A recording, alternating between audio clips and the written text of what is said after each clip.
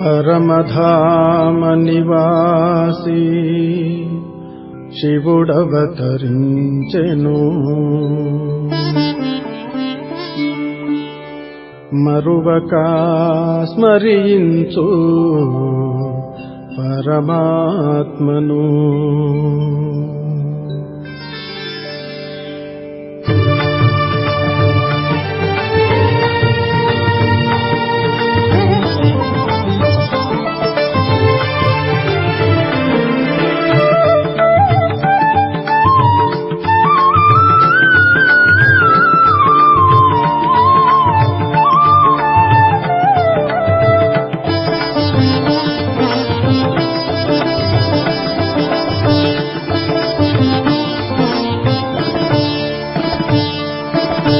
స్మరించు శివ పరమాత్మను. మరువకు నీవు సుఖదాతను. స్మరించు శివ పరమాత్మను. మరువకు నీవు సుఖదాతను. స్మరించు శివ పరమాత్మను.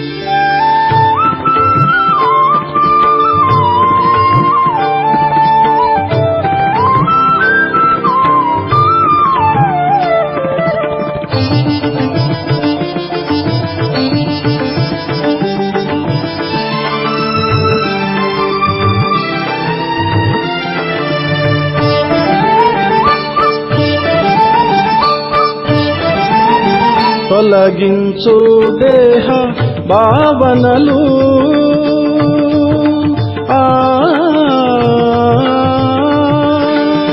తొలగించు దేహ భావనలు.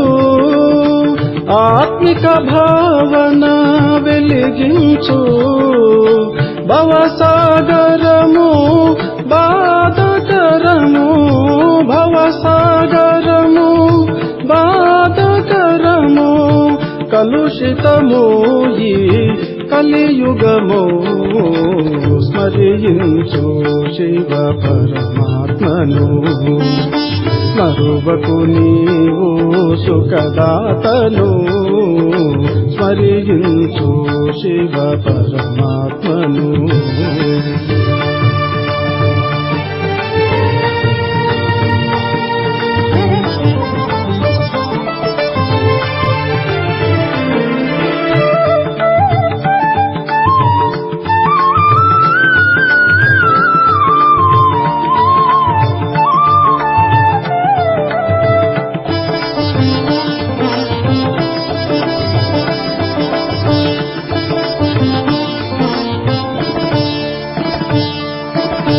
సంబంధాలే బంధనము.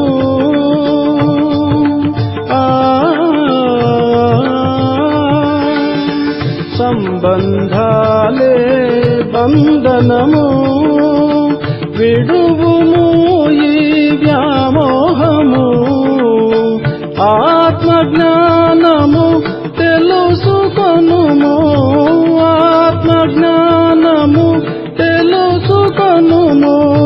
తిలకించుము శివ జ్ఞానామృతము. స్మరించు శివ పరమాత్మను. మరువకు నీవు సుఖదాతను. స్మరించు శివ పరమాత్మను.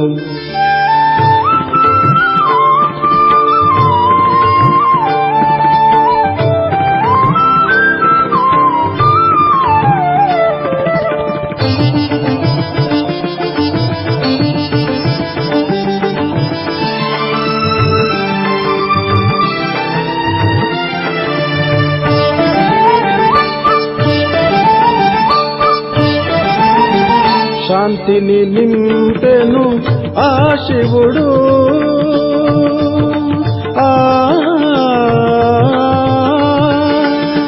శాంతిని నింపెను ఆ శివుడు. శక్తిని పెంచును పరశివుడు. దుఃఖము హరించి సుఖము ప్రసాదించి. దుఃఖము హరించి సుఖము ప్రసాదించి పావనము చేయు పరమాత్ముడు స్మరించు శివ పరమాత్మను మరువకు నీవు సుఖదాతను స్మరించు శివ పరమాత్మను పిత పరమాత్మను శివ పరమాత్మను.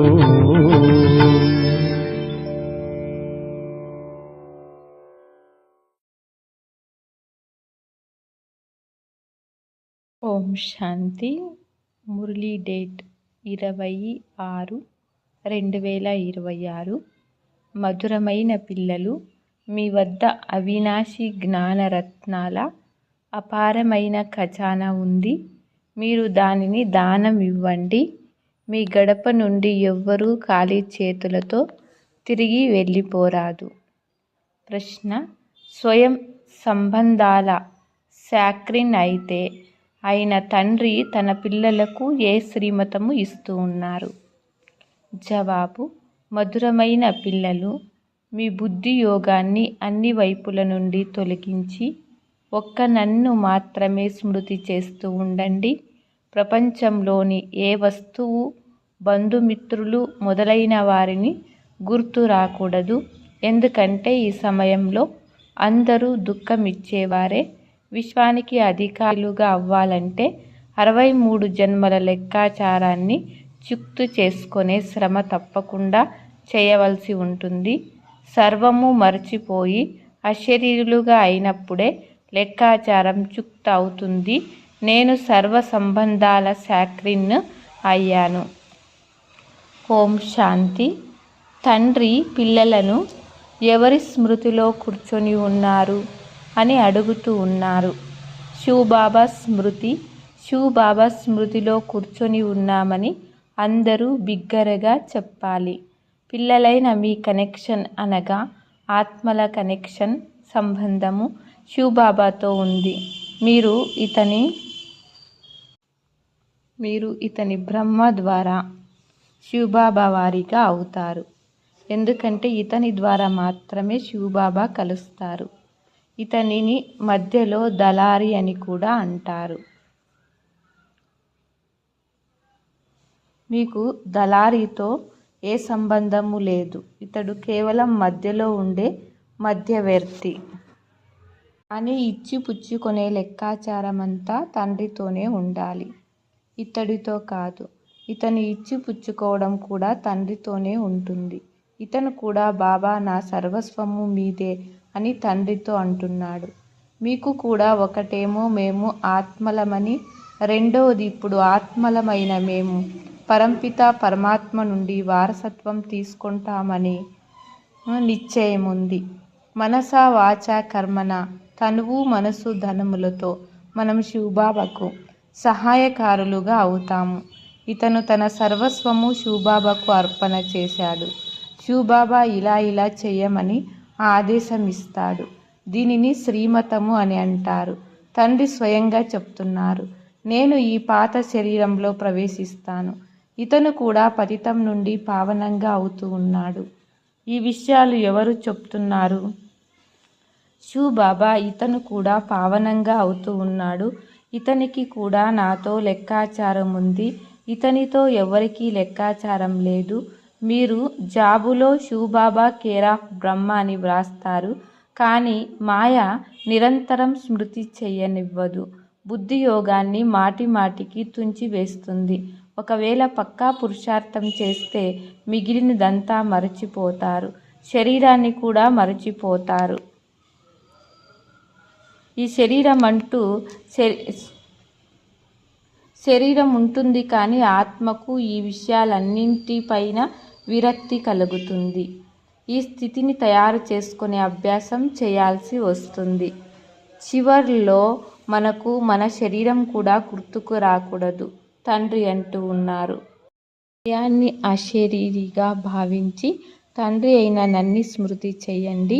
నేను సదా అశరీరిగానే ఉంటాను. మీరు కూడా అశరీరిగా ఉండేవారు. తర్వాత మీరు పాత్రని అభినయించారు. ఇప్పుడు మళ్ళీ మీరు పాత్రని మీరు పాత్ర చెయ్యాలి. ఇది శ్రమతో కూడిన పని.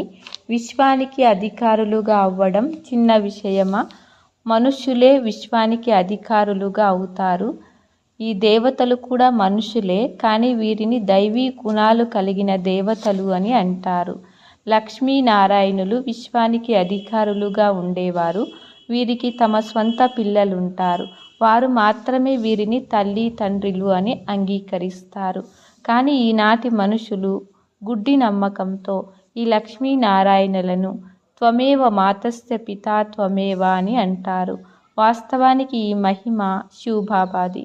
దేవతలను మీరు సర్వగుణ సంపన్నులు అని మహిమ చేస్తారు. కానీ వారిని ఎందుకు పూజిస్తారో ఎవ్వరికీ తెలియదు. ఇప్పుడు మీరే మా తల్లి తండ్రులు అని మీరు వారిని మహిమ చెయ్యరు.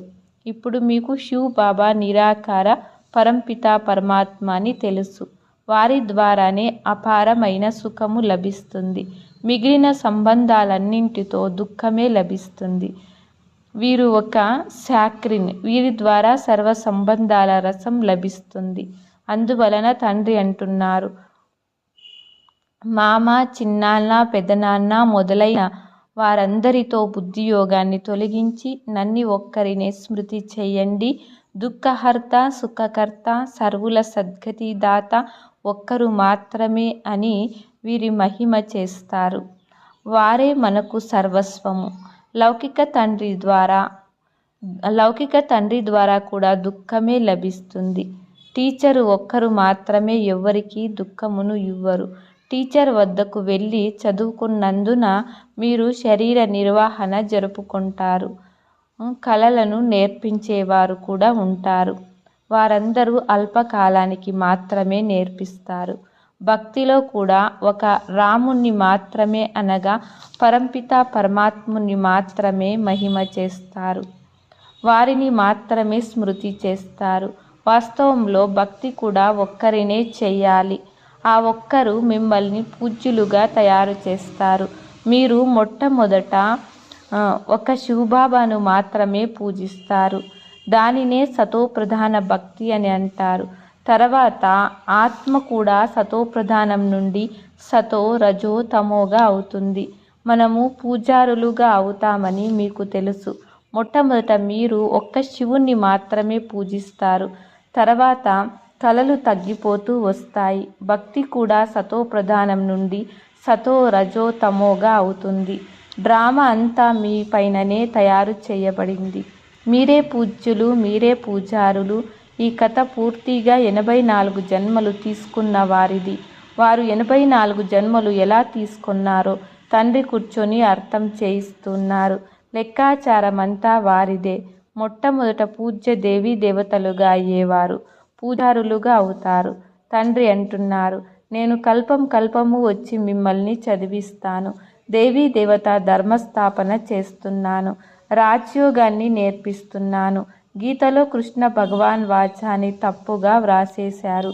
భగవంతుడు ఒక్కరు మాత్రమే, కానీ వారు రాయి రప్పల్లో కణకణంలో పరమాత్మ ఉన్నారని అంటారు. కానీ అలా అయ్యేందుకు వీలు లేదు. భగవంతుని మహిమ అత్యంత గొప్పది. ఓ బాబా, మీరు ఇచ్చే మతం భిన్నమైనది, అనగా మీ ద్వారా లభించు శ్రీమతం అన్నింటికన్నా భిన్నమైనది అని అంటారు. నీ గతి సద్గతి దాత పరంపిత పరమాత్మ అని అంటారు. ఈ మాట అంటూనే బుద్ధి పైకి వెళుతుంది. దుఃఖ సమయంలో వారే గుర్తుకొస్తారు. ఒకవేళ సీతారాములు బుద్ధిలో ఉంటే రామాయణమంతా బుద్ధిలోకి రావాలి. మీరు ఆ ఒక్క తండ్రిని పిలుస్తారు. ఆ ఒక్క తండ్రి తప్ప ఏ సాకారి మనుషులతోనూ ఆకారి దేవతలతోనూ బుద్ధిని జోడించరాదు. ఒక్క తండ్రి మాత్రమే పతిత పావనుడు. ఏ సత్సంగంలోనైనా పతిత పావన సీతారామని పాడుతూ ఉంటారు. కానీ అర్థం ఏమాత్రమూ తెలియదు. ఇవన్నీ భక్తి మార్గపు పొగడ్తలు. అందరూ రావణుని జైల్లో ఉన్నారు. భక్తి మార్గంలో చాలా వెతుకుతూ ఉంటారు. ఇక్కడ వెతికే మాటే లేదు. పిల్లలు పాయింట్లను బుద్ధిలో మంచి రీతిగా ధారణ చేయాలని, రెగ్యులర్గా చదువుకోవాలని తండ్రి అర్థం చేయిస్తున్నారు.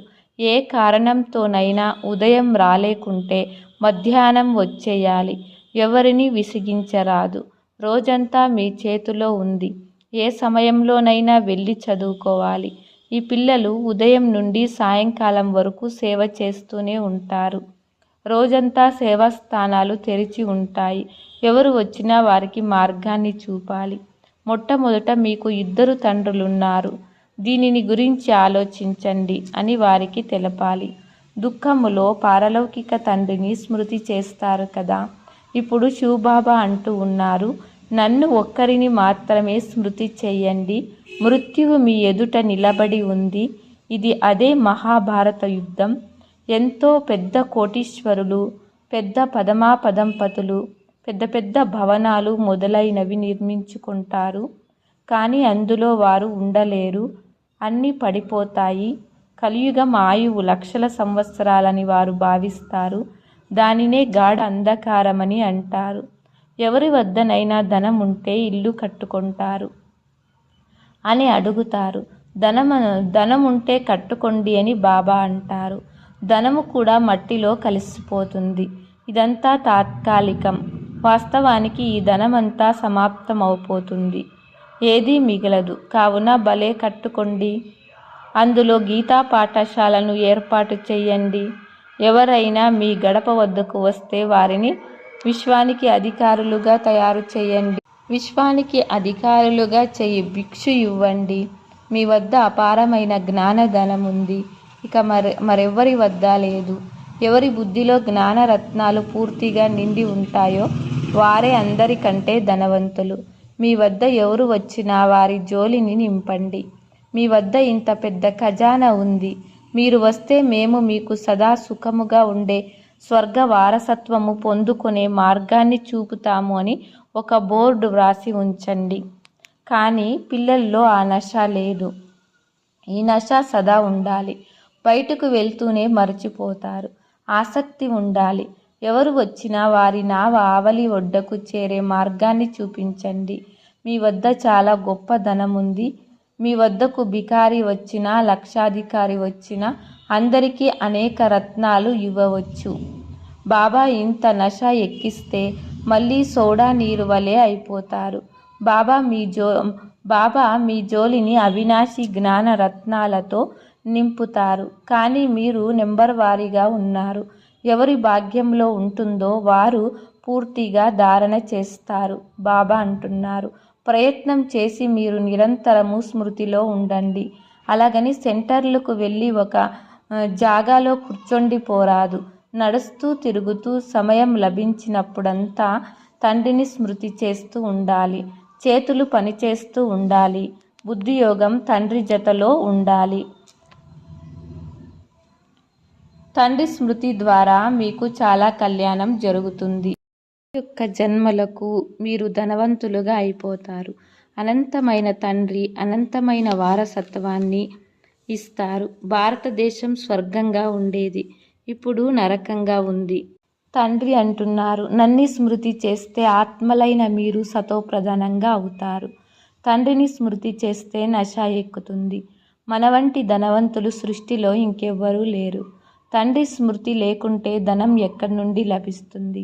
స్వర్గంలో పిల్లలైన మీకు అపారమైన సుఖం లభిస్తుంది. శాస్త్రాలలో అనేక కట్టుకథలు రాసేశారు. రాజు రాముడే ప్రజలు రాముడే అనగా రాజు ప్రజలు అందరూ ధర్మయుక్తంగా ఉండేవారని మహిమ చేస్తారు. మళ్ళీ రాముణ్ణి సీత దొంగలించబడింది, సహాయంగా వానర సైన్యం తీసుకున్నాడు అని కూడా అంటారు.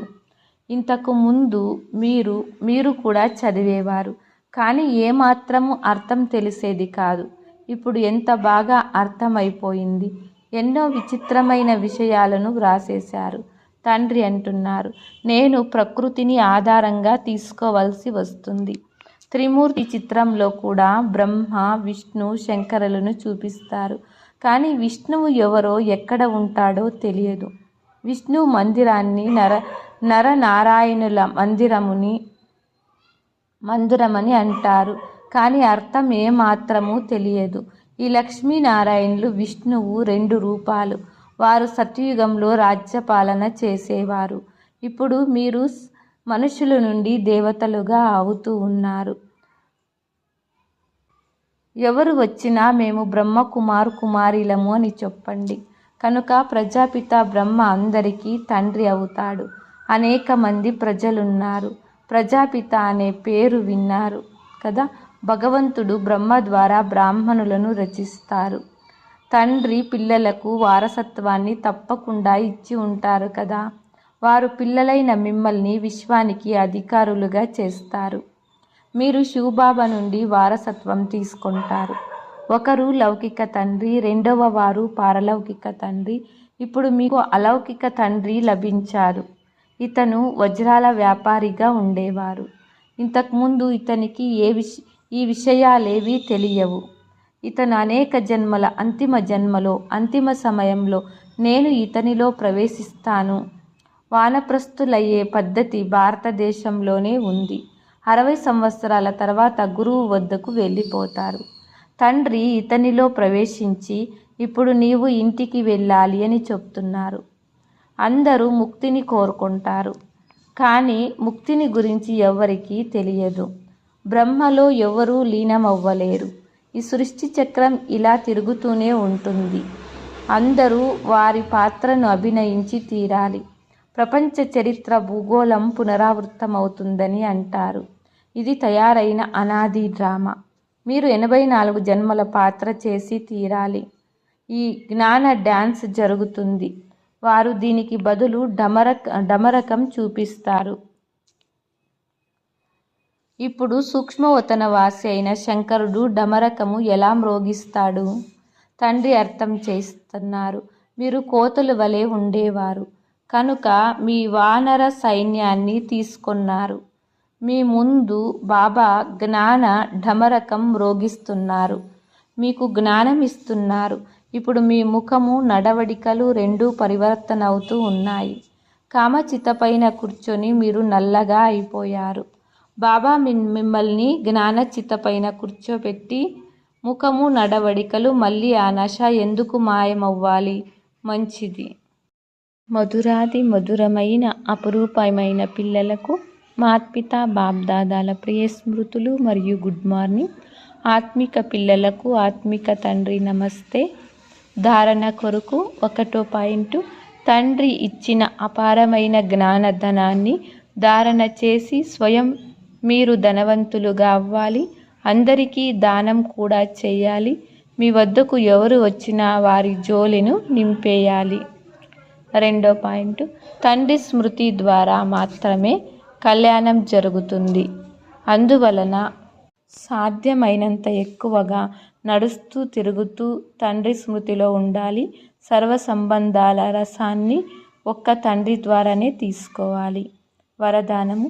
సదా బిజీగా ఉండే విధి ద్వారా వ్యర్థ సంకల్పాల ఫిర్యాదును సమాప్తం చేసే సంపూర్ణ కర్మాతీత భవ.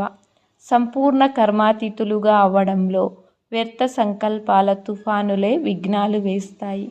ఈ వ్యర్థ సంకల్పాల ఫిర్యాదును సమాప్తం చేసేందుకు మా మనస్సును ఎల్లప్పుడూ బిజీగా ఉంచుకోవాలి. సమయాన్ని బుకింగ్ చేసుకునే పద్ధతి నేర్చుకోండి. రోజంతటిలో ఎక్కడెక్కడ మనస్సును బిజీగా ఉంచాలో ఆ ప్రోగ్రాంను తయారు చేసుకోండి. ప్రతిరోజు మనస్సును 4 విషయాల్లో బిజీగా చేసుకోండి. 1 మిలనము, ఆత్మిక సంభాషణ. 2 వర్ణన సర్వీసు. 3 మగ్నం. 4 లగ్నం. దీని ద్వారా సమయం సఫలమైపోతుంది మరియు వ్యర్థం గురించిన ఫిర్యాదు సమాప్తమైపోతుంది. స్లోగన్. సఫలతను పరమాత్ముని బర్త్-రైట్గా భావించువారే సదా ప్రసన్నచిత్తులుగా ఉండగలరు. అవ్యక్త సూచన. సదా హర్షితంగా ఉండేందుకు మీ నేచర్ను సరళంగా చేసుకోండి. సహనశీలులుగా అవ్వండి. సరళతను తీసుకొని వచ్చేందుకు కేవలం ఒక్క విషయంపై తప్పకుండా గమనం ఉంచుకోవాలి. మీ స్థితి, స్తుతి, ప్రశంస పైన ఆధారపడి ఉండరాదు. చాలామంది పిల్లలు కర్తవ్యం యొక్క ఫలంపై కోరికను ఎక్కువగా ఉంచుకుంటారు. అందువలన స్తుతి జరిగినప్పుడు స్థితి ఆందోళనలోకి వచ్చేస్తుంది. నింద జరిగినప్పుడు అనాథులుగా అయిపోతారు. తమ స్థితిని వదిలి బాబాను కూడా మర్చిపోతారు. అందువలన స్తుతి యొక్క ఆధారంపై స్థితిని ఉంచుకోకండి. ఓం శాంతి.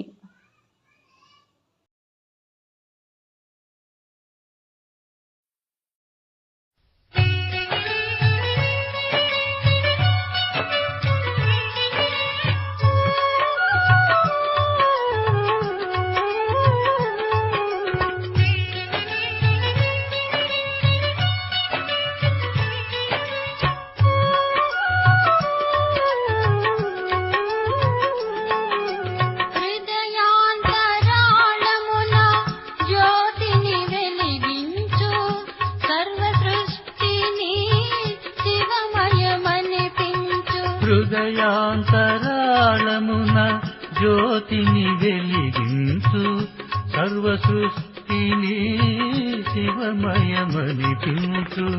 ఆబూ శిఖరాన అమర జ్యోతి వెలిగింది, బ్రహ్మజ్ఞాన సాగరం వెలువై విరిసింది.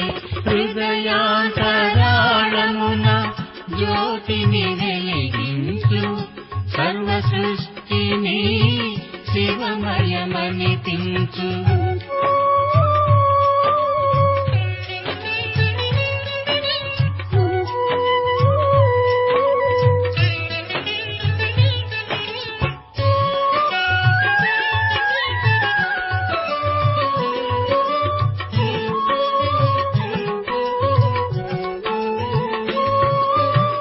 శివబాబా సందేశాలు సృష్టికి నవ సంకేతాలు, విశ్వశాంతికి వే సోపానాలు.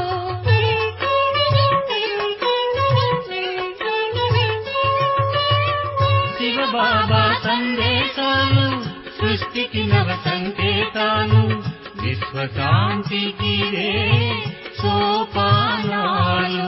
బ్రహ్మతత్వమును బోధించే, ఆత్మ జాగృతిని కలిగించే, రాజయోగమును నేర్పించే, మానవుని మాధవునిగా మార్చే. హృదయాంతరాళమున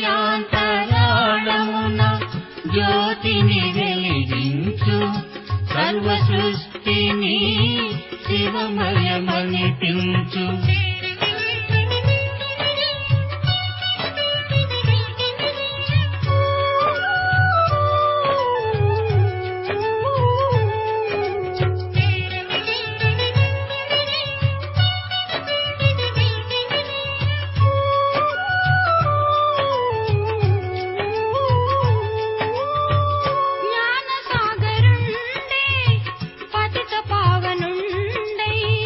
దేవతా ధర్మమును స్థాపించినాడు,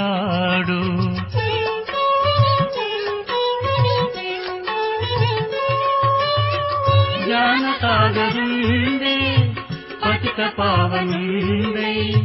దేవతా ధర్మమును స్థాపించినాడు, అనాది ఆత్మల జన్మల గాథలు సంగమయుగమున బోధించే, సృష్టి రహస్యము వివరించే, జీవన్ముక్తుల గావించే. హృదయాంతరాళమున జ్యోతిని వెలిగించు, సర్వ సృష్టిని శివమయమనిపించు.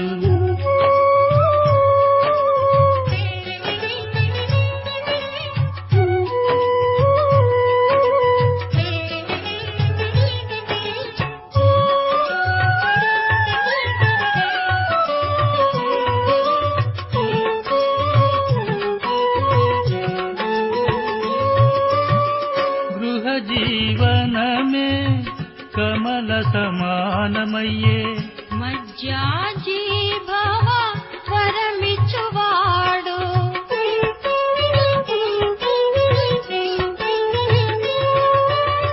గృహ జీవనమే కమల సమానమయ్యే, మజ్జాజీభవ వరమిచ్చువాడు.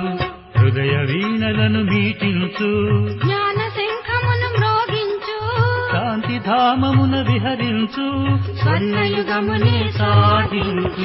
హృదయాంతరాళము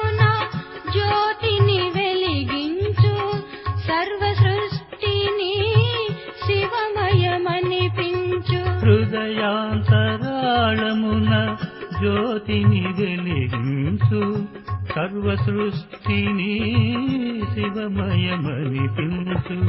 ఆబో శిఖరాన అమర జ్యోతి వెలిగింది, బ్రహ్మజ్ఞాన సాగరం వెలువై విరిసింది. హృదయాంతరాళమున జ్యోతిని వెలిగించు సర్వ సృష్టిని శివమయమనిపించు.